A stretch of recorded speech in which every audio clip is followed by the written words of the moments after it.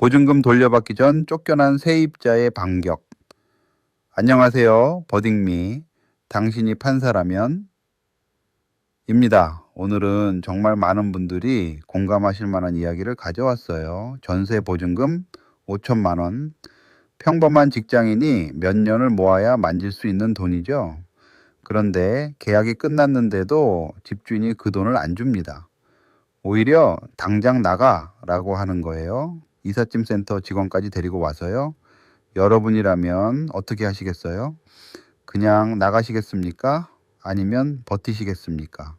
인천 부평구 삼산동 오피스텔 302호 2020년 3월 2일 김혜진 씨는 이 작은 공간에 짐을 풀었어요. 34, 프리랜서 디자이너. 보증금 5천만 원, 월세는 없는 순수 전세 계약이었습니다.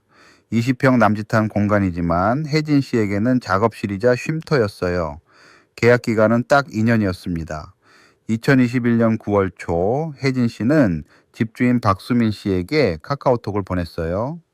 내년 3월에 계약 만료되면 이사 가려고 합니다. 미리 말씀드려요. 무려 6개월이나 먼저 알린 거잖아요. 박수민 씨는 알겠습니다. 라고 짧게 답했고요.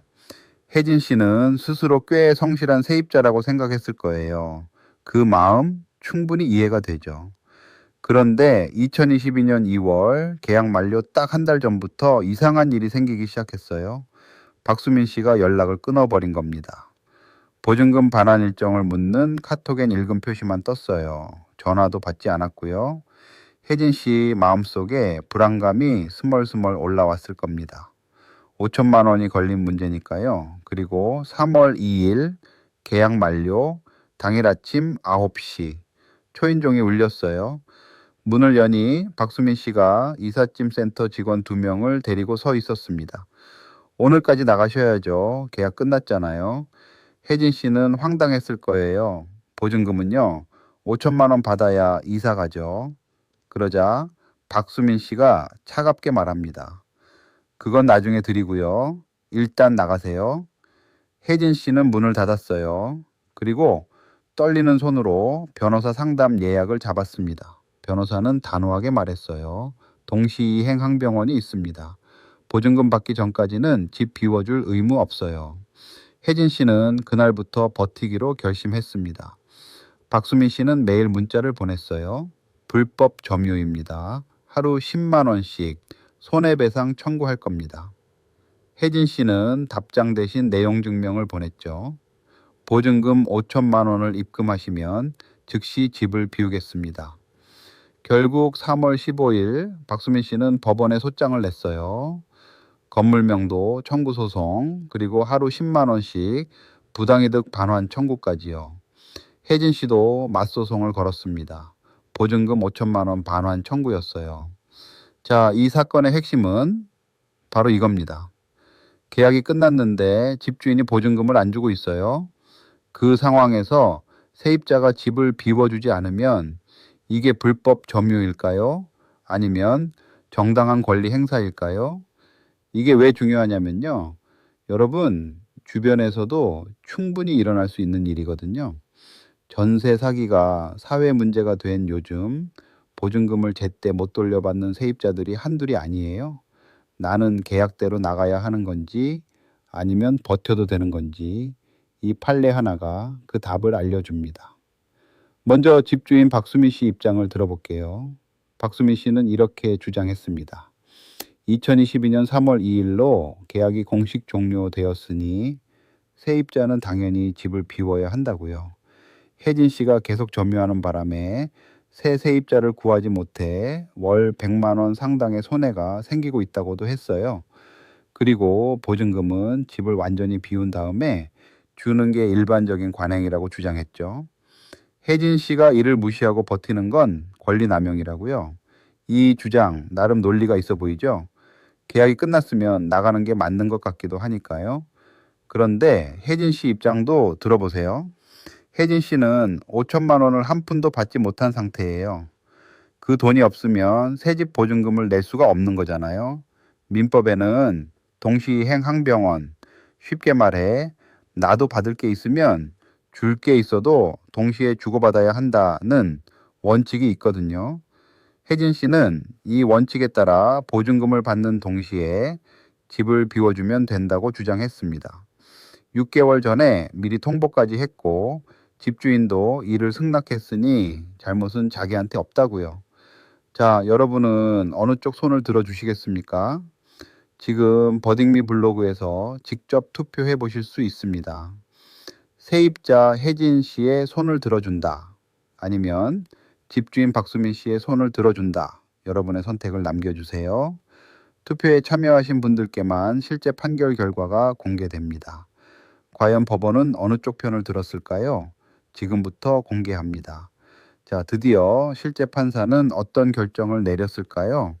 재판부는 임차인 김혜진 씨의 손을 들어줬습니다. 판결문은 아주 명확했어요. 임대차 계약에서 임차인의 목적물 반환 의무와 임대인의 보증금 반환 의무는 동시이행 관계에 있다. 민법 제536조 동시이행 항변원 조항이에요. 쉽게 풀면 쌍방이 주고받을 게 있는 계약에서는 상대가 이행할 때까지 나도 내 의무를 거절할 수 있다는 겁니다. 재판부는 이 원칙이 전세 계약에도 그대로 적용된다고 판단했어요. 피고는 보증금 5천만 원을 반환받기 전까지 이 사건 부동산을 인도할 의무가 없다. 따라서 원고의 건물명도 청구는 이유 없다. 박수민 씨의 청구는 전부 기각됐습니다. 하루 10만 원씩 청구했던 부당이득 반환 청구도 마찬가지였어요. 재판부는 혜진 씨의 점유가 정당한 권리 행사이지 불법이 아니라고 봤거든요. 오히려 보증금을 주지 않은 박수민 씨가 계약상 의무를 먼저 어긴 거라고 짚었습니다. 판결문엔 이런 말도 있었어요. 원고는 보증금을 법원에 공탁하거나 피고에게 직접 지급한 후 명도를 청구할 수 있었다. 그러나 원고는 아무런 조치도 취하지 않았다. 이는 원고 스스로 선택한 결과다. 집주인에게 방법이 없었던 게 아니었다는 거죠. 하려 하지 않았던 겁니다. 이 판례가 우리 일상에 주는 교훈 정말 중요합니다. 알아두시면 반드시 도움이 됩니다. 첫째, 계약이 끝났다고 해서 무조건 집을 비워야 하는 건 아니에요. 보증금을 받는 것과 집을 비워주는 것은 동시에 이루어져야 합니다. 먼저 나가면 협상력이 사라질 수 있어요. 둘째, 집주인이 보증금을 안 주면서 퇴거를 요구한다면 즉시 변호사 상담을 받고 내용 증명을 보내세요. 보증금을 받는 즉시 명도하겠다는 의사를 문서로 남겨두는 것이 핵심입니다. 셋째, 카카오톡 메시지, 문자, 내용 증명 등 모든 소통 기록을 반드시 보관하세요. 혜진 씨가 6개월 전 통보한 카카오톡이 재판에서 중요한 증거가 됐거든요. 보증금은 단순한 돈이 아니에요. 내 다음 삶을 준비하는 미천입니다. 당당하게 지킬 권리가 있습니다. 당신이라면 어떤 판결을 내리셨을까요? 혜진 씨처럼 버티는 선택 쉽지 않았을 거예요. 하지만 법은 그 선택이 옳았다고 말해줬습니다. 오늘 에피소드가 도움이 되셨다면 버딩미를 구독하고 주변 분들과 공유해 주세요. 비슷한 상황에 놓인 누군가에게 꼭 필요한 정보가 될 수 있습니다. 다음 판례에서 또 만나요.